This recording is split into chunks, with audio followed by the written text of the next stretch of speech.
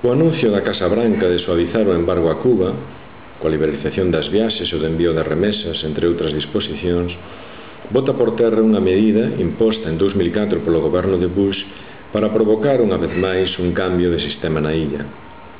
Aquel plan limitaba a $300 por trimestre o envío de remesas dos cubano-estadounidenses a familiares de primeiro grado en Cuba, estipulando que só se podía viaxar á illa unha vez cada 3 anos e só por 14 días. A quen máis afectaron estas medidas foron a xente común en nada abrandou o irredentismo cubano. 1,5 millón de cubanos residentes en Estados Unidos foron as primeiras víctimas. As promesas de Obama durante a campaña electoral a prol dun cambio de rumbo orientado a acabar co estado de hostilidade atopaban eco nas invitacións de Raúl Castro a realizar negociacións directas sen intermediarios en igualdade de condicións. Ese camiño semella que botou a andar aproveitando as novas tendencias xerais. Fidel sinalaba o pasado 6 de abril nunha das súas reflexións que Cuba non ten medo a dialogar con Estados Unidos.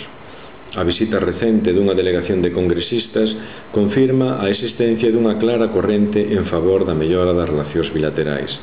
Medios políticos, empresariais e académicos, pero tamén boa parte da opinión pública estadounidense amósanse a favor dun cambio de política cara a Cuba.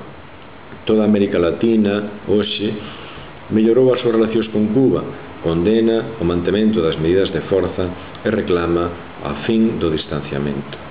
Washington estaría máis só ca nunca á hora de defender as políticas excluentes en relación a Habana.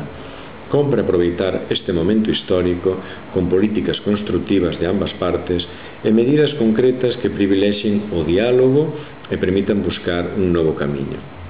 A normalización pode levar anos e non será doada de abordar en máis dun aspecto, tendo en conta a intensidade das longas diverxencias tradicionalmente existentes entre Cuba e Estados Unidos.